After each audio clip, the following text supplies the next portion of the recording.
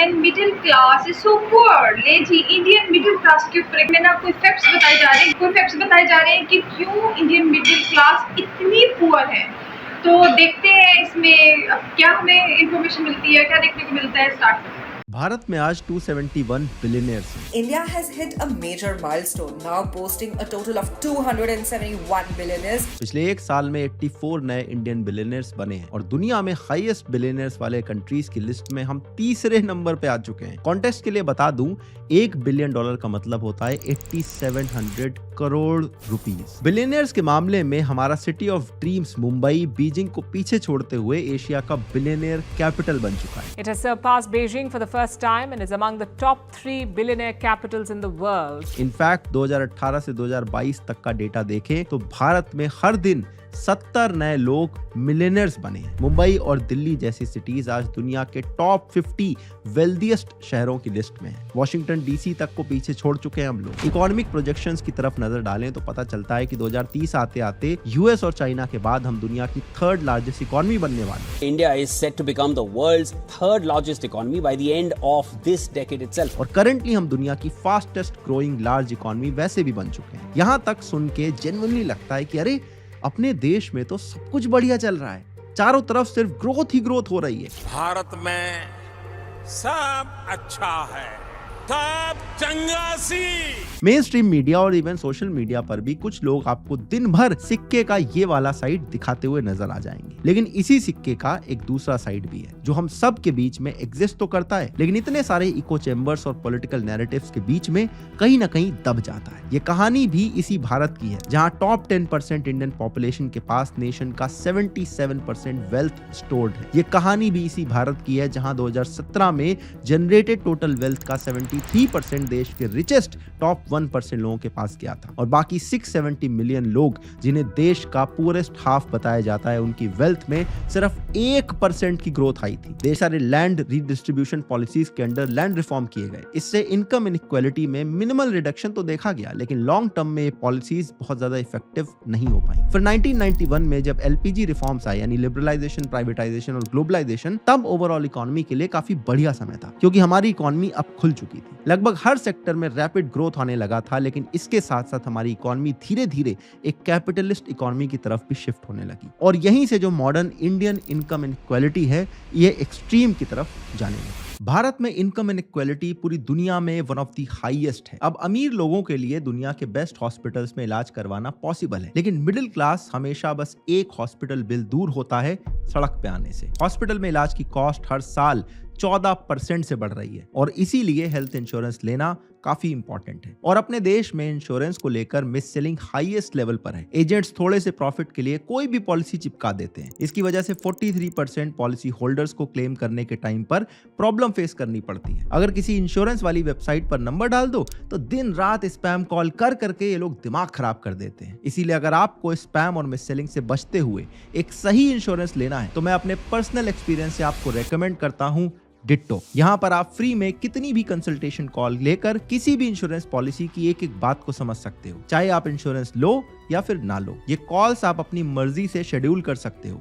कभी भी इनकी तरफ से कोई स्पैम कॉल नहीं आते हैं। पिछले कुछ महीनों से मैं अपने लिए एक इंश्योरेंस पॉलिसी ढूंढ रहा था, और इनकी वेबसाइट पर काफी सारे आर्टिकल्स पढ़ने के बाद 2-3 फ्री कंसल्टेशन कॉल ली, और फाइनली एक पॉलिसी मैंने सेलेक्ट करके इनके थ्रू परचेज भी कर ली। इस बीच मुझे एक भी स्पैम कॉल नहीं आए, और ये पॉलिसी की एक एक डिटेल्स इन्होंने अच्छे से समझाई। इनकी वेबसाइट पर अलग अलग इंश्योरेंस प्रोवाइडर्स के हेल्थ और टर्म इंश्योरेंस प्लान के साथ साथ बेस्ट पॉलिसी सेलेक्ट करने के लिए काफी सारा एजुकेशनल कंटेंट भी अवेलेबल है। अगर आप इनके थ्रू इंश्योरेंस लेते हो तो डॉक्यूमेंटेशन से लेकर क्लेम सेटलमेंट में ये आपकी पूरी हेल्प करते हैं। इंश्योरेंस जितनी कम एज में खरीदो उतना प्रीमियम सस्ता पड़ता है। आप भी अपने लिए अगर कोई हेल्थ या टर्म इंश्योरेंस पॉलिसी देख रहे हो तो एक बार डिस्क्रिप्शन से डिट्टो के लिंक को चेकआउट जरूर करना। भारत में इनकम इनइक्वालिटी को अगर आपको समझना है तो पहले ये जानना पड़ेगा कि कौन हमारे देश में अमीर कहा जाता है, कौन गरीब कहा जाता है, और कौन मिडिल क्लास वाले ब्रैकेट पे आता है। लेकिन प्रॉब्लम ये है कि हमारे पास कोई फिक्स टेबल या कोई स्लैब मौजूद नहीं है जिसके बेसिस पर हम ये डिवीजन कर सके। कुछ रिपोर्ट या रिसर्च पेपर में मोटी मोटी एक स्लैब मिलती है कि अगर 5 लाख के नीचे सालाना इनकम है तो वो हाउस होल्ड पुअर है, 5 लाख से 30 लाख तक के वाले मिडिल क्लास हैं, और 30 लाख से ऊपर वाले सारे लोग अमीर कैटेगरी में रखे जाते हैं। लेकिन इसमें रीजनल डिस्पैरिटी का क्या मतलब, बिहार के किसी गांव और बेंगलोर में रहने वाले सालाना 10 लाख कमाने वाले लोगों की जो लाइफस्टाइल है उसमें जमीन आसमान का फर्क आ जाता है। सिमिलरली जितनी भी इनकम है सारी फैमिली इनकम है, लेकिन किसी की फैमिली में 3 लोग हैं, किसी में 8 या 10 लोग हैं, तो वहां पर भी कैसे आप दोनों को कंपेयर करोगे। इसीलिए इस बात को अगर ऐसे समझें कि जो लोग दिहाड़ी मजदूर हैं या फिर स्मॉल फार्मर्स हैं, स्ट्रीट वेंडर्स हैं, जो रोजमर्रा की जरूरतों के लिए स्ट्रगल करते हैं, जिनके पास कोई सेविंग नहीं होती, रोज की कमाई से रोज का घर चलता है, इनको आप पुअर की कैटेगरी में रख सकते हो। फिर वो जो लोग सैलरीड एम्प्लॉइज हैं, स्मॉल बिजनेस ओनर्स हैं, गवर्नमेंट वर्कर्स हैं, जिनके पास डेली नेसेसिटीज को कंफर्टेबली अफोर्ड करने के बाद भी ट्रैवल, एंटरटेनमेंट या स्मॉल स्केल लग्जरी आइटम के पैसे खर्च करने की सहूलियत रहती है, जिनके पास स्मॉल प्रॉपर्टीज हैं, मॉडरेट सेविंग या इन्वेस्टमेंट्स हैं, इनको आप मिडिल क्लास की कैटेगरी में डाल सकते हो। और finally large business owners, high ranking corporate executive, वो रियल एस्टेट टाइकून्स वगैरह जो लोग हैं, फ्लैशी लाइफस्टाइल, महंगी गाड़ियां, Bangalore, significant net worth, multiple properties, इनको आप लोग रिच कैटेगरी में डाल सकते हो। अब जो लोग रिच की कैटेगरी में आते हैं, इसमें हम सबको पता है क्या चलता है। टैक्स बचाने की लोग पूरी कोशिश करते हैं। कोई एग्रीकल्चरिस्ट बन के फार्म लैंड खरीद लेता है, कोई प्रोडक्शन हाउस के नाम पर फ्लैट ले लेता है। इनकी बड़ी बड़ी शादियों में करोड़ों की गिफ्ट पर भी जीरो टैक्स लगता है। बीसीसीआई जैसी मेजर ऑर्गेनाइजेशन जो आईपीएल के थ्रू हजारों करोड़ का मुनाफा कमाती है, लेकिन इनकम टैक्स में 1 पैसा भी नहीं देती, क्योंकि ये तो एक चैरिटेबल ऑर्गेनाइजेशन की तरह रजिस्टर्ड है। इनके बड़े बड़े लॉयर्स और लीगली टैक्स इवेट करने का नतीजा ये है कि आज देश के 10% रिचेस्ट लोगों के पास 77% वेल्थ है, लेकिन ये लोग टोटल कलेक्टेड जीएसटी का सिर्फ 3% कंट्रीब्यूट करते हैं, जबकि बॉटम के 50% लोग 6 गुना ज्यादा इनडायरेक्ट टैक्स पे कर रहे हैं। विजय माल्या और नीरव मोदी जैसे लोग करोड़ों का लोन लेकर विदेश निकल जाते हैं। जो यहां पर भी रह रहे हैं, उन्होंने भी अपने बहुत सारे billions of dollars tax haven countries में छिपा रखे हैं, जो अलग अलग पेपर्स में निकल के सामने आते हैं। पैसा, पावर, रीच अनलिमिटेड है, तो गवर्नमेंट भी इनको अच्छे से ट्रीट करती है। 2019 में आप देखो, कॉर्पोरेट टैक्स को 30% से घटा के 22% कर दिया गया था। बावजूद उसके ना तो एम्प्लॉयमेंट में कोई खास इजाफा हुआ और ना ही एम्प्लॉयज की सैलरीज में। अंबानी, टाटा, बिरला, जिंदल जैसे जो मल्टी जनरेशनल कॉन्ग्लोमरेट्स हैं, जो सालों से टॉप पर बने हुए हैं, ये लोग दिन ब दिन और अमीर होते जा रहे हैं। उधर लोअर इनकम क्लासेस के लिए फ्री की रेवड़ियां बांटी जा रही हैं। हर 6 महीने 9 महीने में कहीं ना कहीं इलेक्शन चलता है, तो खटाखट वाली फ्रीबीज के साथ में लोग खीर भंडार, लाडली बहना, लाडकी बहन जैसी स्कीम के नाम पर खूब पैसे और सब्सिडीज बांटे जाते हैं। वैसे इस पर हमने ऑलरेडी एक अलग से वीडियो बनाया, आप चाहो तो जाके देख सकते हो। इसके अलावा फ्री का राशन, बिजली, पानी, गैस, ये सब तो नॉर्मल हो चुका है।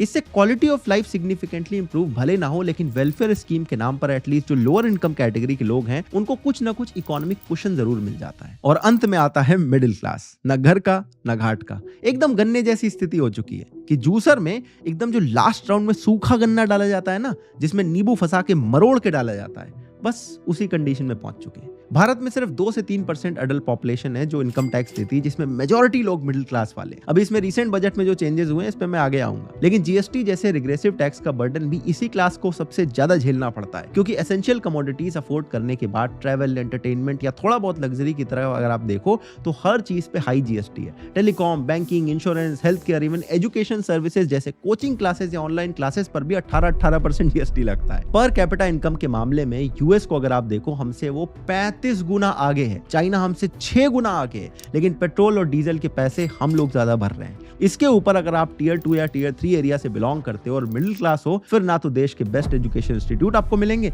ना ही स्किल डेवलपमेंट के लिए इक्वल अपॉर्चुनिटीज मिलेंगी। इन सब से मिडिल क्लास एक बार को फिर भी लड़ाई कर लेता है, लेकिन फिर कॉफिन में लास्ट नेल की तरह आ जाती है इन्फ्लेशन। दाल, आटा, चावल, सब्जी, कुकिंग ऑयल, हर चीज में महंगाई है। ओवरऑल रिटेल इन्फ्लेशन लंबे समय तक आरबीआई की 4% टारगेट इन्फ्लेशन रेट से काफी ज्यादा थी। अभी रिसेंटली जाके 4.3% पर आई है, लेकिन फूड इन्फ्लेशन अभी भी 6% से भी ऊपर है। सैलरीज लगभग स्टैग्नेंट है और यूथ अनएम्प्लॉयमेंट पीक करता जा रहा है। और सबसे ज्यादा दुख की बात है कि इनमें 60 से 65% यूथ एजुकेटेड है। अनएम्प्लॉयबिलिटी का मटका भी इन्हीं के मत्थे फोड़ा जाता है, लेकिन आम मिडिल क्लास ऐसी सिचुएशन में आखिर करे तो करे क्या। 2024 में पब्लिश्ड वर्ल्ड इनइक्वालिटी लैब के एक रिसर्च पेपर में इस इशू को बड़े अच्छे से एड्रेस किया गया है। इसमें प्रोग्रेसिव टैक्सेशन यानी कि जितना ज्यादा इनकम उतने ज्यादा टैक्स पर अगर फोकस करते हुए यह दिखाया गया कि भारत के वेल्दीएस्ट सिर्फ 162 फैमिलीज पर 2% का वेल्थ टैक्स लगाने से मनरेगा जैसी मैसिव स्कीम्स पर सेंट्रल गवर्नमेंट का जो बजट एक्सपेंडिचर है उसके दुगने से भी ज्यादा रेवेन्यू जनरेट हो सकता है। इसके अलावा French economist Thomas Piketty inheritance tax की भी बात करते हैं, जो भारत में पिछले दिनों काफी विवाद का कारण भी बना था।